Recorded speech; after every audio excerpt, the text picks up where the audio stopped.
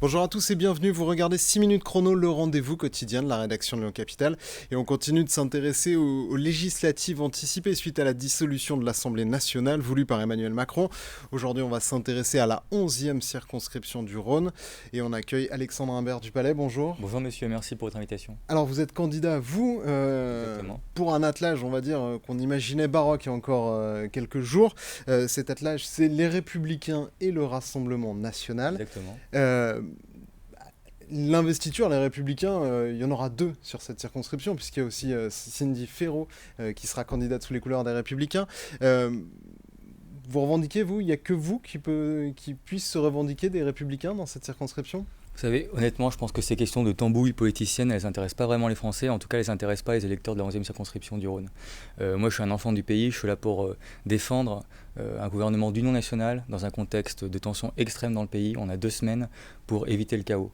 Donc, on a un programme très concret d'union nationale, de la droite, du Rassemblement national, dans un gouvernement mené par Jordan Bardella, en luttant pour les priorités des Français. Et encore une fois, je pense que ce n'est pas ces questions de tambouille politicienne qui ne... Vous venez des Républicains. Oui. Qu'est-ce qui justifiait pour vous cette alliance avec le Rassemblement national, sachant qu'une grande partie, presque la quasi-totalité des élus de votre famille ont dit cette alliance, elle est contre nature, on ne peut pas la faire, c'est un scandale. Vous observez et vous savez comme moi que effectivement ce qu'on appelle les chefs à plumes, c'est-à-dire des personnes qui ont fait des carrières politiques et qui pensent peut-être plus en termes de carrière qu'en termes malheureusement d'idées, sont effectivement plutôt opposés. Mais la majorité des militants... S'ils avaient fait des choix de carrière, ils auraient peut-être fait celui-là, parce qu'il y a plus de chances d'être élu aujourd'hui avec l'étiquette du Rassemblement national qu'avec celle des Républicains. Ça, ce sont les électeurs qui décident. Mais pourquoi eux sont-ils opposés ? Ils font des choix de carrière.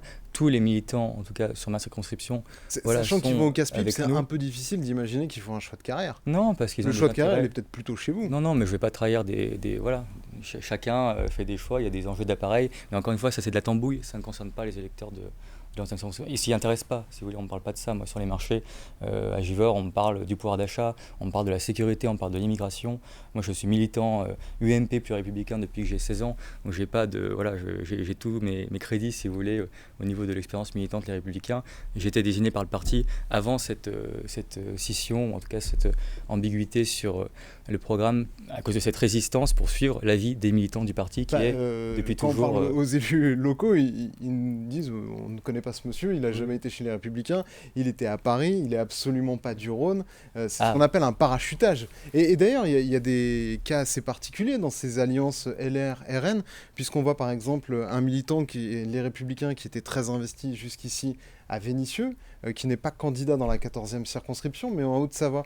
On a l'impression que les candidats LR qui sont implantés sur le territoire n'ont pas voulu aller se frotter à leur territoire. C'est mon territoire. C'est le parachutage qui relève. Le parachutage, on est d'accord, c'est la tambouille politique. Moi, je suis un enfant du pays. Je suis né à Lyon, j'ai fait mes études à Lyon, j'étais au lycée à Saint-Marc, pour ceux qui connaissent, j'étais à la faculté à Lyon 3. Effectivement, après, j'ai eu une carrière qui m'a amené à Paris et à Lyon, comme beaucoup d'avocats. Et si je quitte tout et que je quitte mon cabinet et que je laisse tout en plan pour m'investir pour mon pays, c'est parce que je crois qu'on est à la croisée des chemins, qu'il faut s'investir. Mais je suis lyonnais, il n'y a aucun problème là-dessus. J'ai habité à Lyon et à Saint-Martin-en-Haut, qui est proche de Givors et de mon territoire. Donc sur ça, je pense que c'est pas sur ça qu'il faut. Effectivement, ça ne l'est pas, c'est la frontière. Pourquoi avoir choisi cette circonscription-là ? C'est parce qu'elle vous semble potentiellement gagnable ?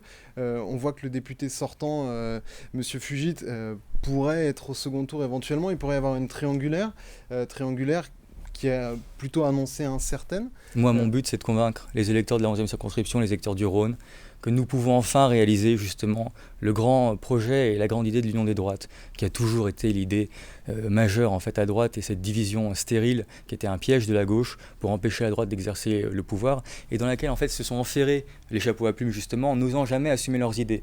Moi, j'ai milité pour le président Sarkozy, pour lequel j'ai beaucoup de respect. Je me suis investi pour lui, comme beaucoup de militants, et ensuite une fois au pouvoir, il fait des choix parfois qui semblent être des choix pour plaire à la gauche, pour pas assumer des idées de droite. Et là, on a enfin l'occasion d'avoir un gouvernement qui assume, d'être un gouvernement de droite, d'union nationale.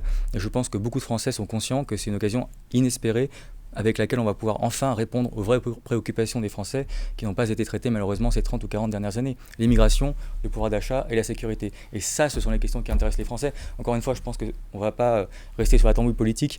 J'espère qu'il y aura des ralliements. Dans votre parti, les Républicains, longtemps eu des gens qui s'exprimaient en disant le programme du Rassemblement national, économiquement, il est irréaliste, et certains le qualifiaient de programme de gauche. Qu'est-ce qui vous a convaincu, alors que leur programme n'a pas changé, que finalement, en fait, il était plus de gauche, mais de droite? Nous, les Républicains. Plus on sera nombreux. Vous, finalement, vous êtes pour la retraite à 62 ans. Plus on sera nombreux. Ça a été très clairement expliqué, c'est un programme en 2 temps. Il y a un programme qui vise à répondre à l'urgence, et ensuite il y a un second temps. L'urgence, c'est l'immigration, le pouvoir d'achat et la sécurité. C'est ça. Et c'est sur ça qu'on se bat aujourd'hui, en 2 semaines, dans toutes nos circonscriptions, pour un gouvernement d'union nationale dirigé par Jordan Bardella. Et je pense que c'est ce que les Français attendent. Quand on parle d'union nationale, c'est généralement des gouvernements qui sont capables de dépasser les majoritaires. Et de s'ouvrir à d'autres chapelles que les leurs. Vous avez rappelé les différences qui existent l'extrême droite et la droite. Vous venez de le rappeler, nationale, ça veut dire généralement d'aller englober le centre, la gauche. Là, est-ce que l'appellation, elle n'est pas un peu fausse quand même? C'est ce que vous venez de rappeler. Vous avez rappelé vous-même nos différences. On fait l'union pour la France. L'union nationale, c'est avec des gens avec qui on n'est pas d'accord. Au-delà c'est pas simplement droite et extrême droite. C'est balayer tout l'arc républicain. C'est ça la terminologie d'union nationale. Or là, on n'y est pas encore. Je suis le candidat de tous les patriotes. Et vous savez, les électeurs de gauche qui veulent défendre les services publics, qui voient leur pouvoir d'achat baisser depuis des années en payant toujours plus d'impôts, ce sont des électeurs patriotes également. Et je pense qu'ils voient très bien qu'on est à la croisée des chemins et que nous représentons une union nationale qui sera là pour eux et qui pense à eux en premier lieu. Sur ces sujets que sont l'immigration, la sécurité et le pouvoir d'achat. Et le pouvoir d'achat, je pense que c'est vraiment la priorité actuelle, si vous voulez, des Français. Merci beaucoup d'avoir répondu à notre invitation et à nos questions. Moi, je vous retrouve très bientôt pour une nouvelle édition de 6 minutes chrono.